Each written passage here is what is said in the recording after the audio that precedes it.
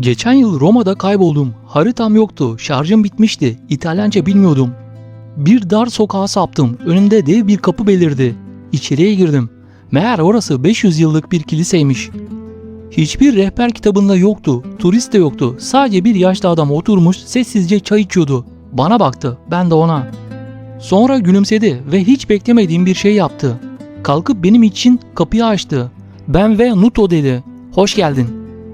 O an anladım. İtalya aradığınızda karşınıza çıkan değil, bıraktığınızda sizi bulan bir yerdir. Bu videoda size turistik İtalya'yı değil, gerçek İtalya'yı anlatacağım. Sanat, ölüm, yemek, para, güzellik ve çelişkiler. Hepsi burada. Hazır mısınız?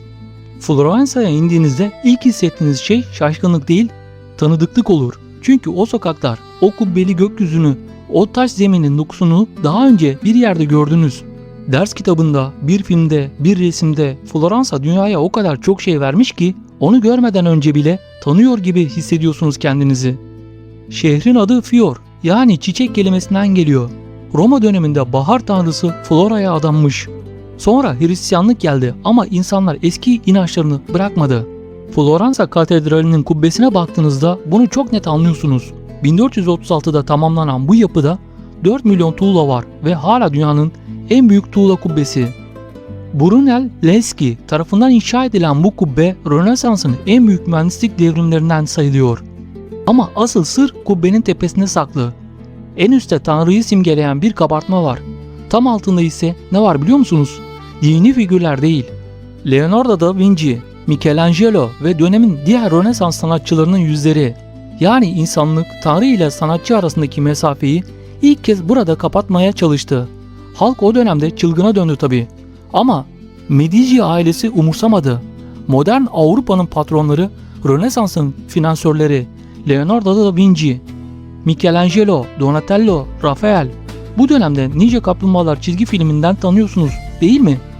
İşte o dördünden üçü Medici'nin himayesindeydi. Floransa'ya gittiğinizde dikkatli olun. Çünkü tıp fakültesinde Stendhal sendromu denen bir şey var. Her yıl yüzlerce turist baş dönmesi ve çarpıntıyla hastaneye başvuruyor. Sebebi aşırı güzelliğe maruz kalmak. Gerçekten. Sanat bu şehirde o kadar yoğun ki beyin kaldırmıyoruz bazen. Venedik'e gitmeden önce bir arkadaşım bana şunu söyledi. Orada kaybol. Haritasız dolaş. Sadece o zaman görürsün gerçek şehri. Dediğini yaptım ve o dar kanallar arasında kimsenin olmadığı bir sabahın köründe birden durdum. Etrafa baktım. Su, taş, sessizlik. 1500 yıl önce de böyleydi bu şehir. Hunlardan kaçan insanlar bataklığa sığınmıştı. Ölmemek için suya tahliye kanalları açtılar. Ahşap kazıkları su altına gömdüler ve üstüne bir de şehir inşa ettiler.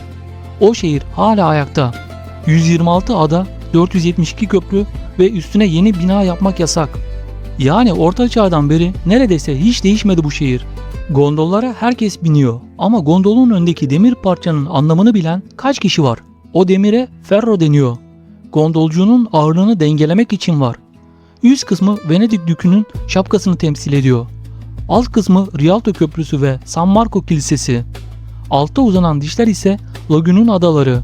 Ve rengi neden siyah? 1630 veba salgında şehir nüfusunun 1/3 öldü. 46 bin kişi. Gondollar o dönemde cenaze arabası olarak kullanıldı. Siyah o acının rengi ve hiç değiştirilmedi. Şehirde gezerken bir köprüye gelirseniz ince taş Orta Çağ'dan kalma. Bir tarafı mahkemeye, diğer tarafı hapishaneye açılıyor. Mahkumlar oradan geçirilirdi kasıtlı olarak. Şehri son kez görsünler, neyi kaybettiklerini anlasınlar. Buna iç çekişler köprüsü deniyor. Ve getto kelimesini bilirsiniz değil mi? Bir kentin azınlık mahallesi anlamında kullanılır. Ama bu kelime Venedik'ten çıktı. 15. yüzyılda İspanya'dan kovulan Yahudiler şehre sığındı. Yöneticiler onları getto adlı bir bölgeye kapattı. Kapıları geceleri kilitlenirdi. Şehirde bizden de izler var. Türkler Hanı 1621'de Venedik Senatosu bu binayı Türk tüccarlara tahsis etti. İçine cami de hamam da eklediler. 1838'e kadar kullanıldı. Son kullanan Arnavut asıllı Sadullah adlı bir Osmanlı tüccarıydı. Bina bugün Doğa Tarihi Müzesi olarak hizmet veriyor. Üzerindeki yazı hala duruyor. İtalya'nın kuzeyinden güneyi birbirinden bu kadar farklı ki aynı ülke oldukları bazen sorgulanıyor. Bir Kuzeyli İtalyan'a sorun, güneyden bahset, güler. Orada Afrika başlıyor der. Kuzey İtalya dakiktir, kurallara bağlıdır, sanayileşmiştir. Kişi başı gelir güneyden 3 kat fazla. Güneyde ise trafiğin ortasında arabasını durdurup 10 dakika sohbet eden 2 kişiye kimse korna bile çalmaz. Ve bu bir abartı değil. Ben bizzat tanık oldum. İtalyanlar için zaman farklı işliyor. Öğle arasında ülke durur. Siesta değil. Onlara göre riposo.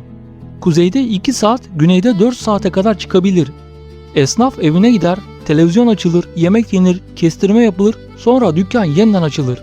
Birkaç saat sonra kapanır. Kuyruğa alışkın iseniz İtalya'da güçlük çekersiniz. Bankada 1 saatin altında beklediğinizde şanssız sayılırsınız. Ama bunu anlayabileceğiniz şöyle bir bakış açısı var. İtalyanlar para kazanmak için yaşamıyor. Yaşamak için çalışıyorlar. Ve bu fark her şeyi açıklıyor. Evlilik yaşı erkeklerde ortalama 35, kadınlarda 32. Nüfus artışı hızı ekside. Ve 18-34 yaş arası erkeklerin %70'i hala ebeveynleri de yaşıyor. Buna yuvadan çıkmamak demeyin. Onlar için bu bir tercih. Aile İtalya'nın çimentosu. Birkaç nesil aynı sofrada oturur. Kimi zaman 6-7 saat sürer bu yemekler. Onlarca çeşit kaliteli şaraplar ve kimse telefona bakmaz. Bunun yanı sıra İtalya'da müşteri her zaman haklı değildir. Bir garsona bağırsanız oradan çıkarılabilirsiniz. Bu bir jest değil, ciddi bir kültür meselesi. İnsan haysiyeti Avrupa felsefesinin temel taşlarından biri ve bu somut olarak yaşanır orada. İtalya'ya gidecekseniz bir kuralı asla çiğnemeyin. Yemek konusunda İtalyanlarla tartışmaya girmeyin. Sebebi 2 kelime: bilgi ve gurur. Her biri bu konuda saatlerce konuşabilir ve bilgisi sizinkinden muhtemelen çok daha derindir. İtalya'da 300'den fazla peynir çeşidi var. 1.6 milyon çiftlik. Nüfusun %30'u kırsalda yaşıyor. Yılda 55 milyar dolarlık tarım ve gıda ürünü ihraç ediyorlar. Ve bütün bunlara rağmen obezite Avrupa ortalamasının altında. Yemek bir eylem değil, bir ritüel ve sonrasında spor yapmayı da ihmal etmiyorlar. Spor salonlarının en yoğun saati sabah 6 ile 8 arası, işe gitmeden önce. 2017'de yapılan araştırmada 163 ülke arasında dünyanın en sağlıklı ülkesi seçildiler. Moda meselesine gelirsek, Milano dünyanın tartışmasız moda başkenti. 1861-1985 yılları arasında 29 milyon İtalyan ülkeyi terk etti. Ekonomik baskı, yoksulluk, siyasi şiddet. Gittikleri her ülkeye giyim tarzlarını, mutfaklarını, yaşam biçimlerini taşıdılar.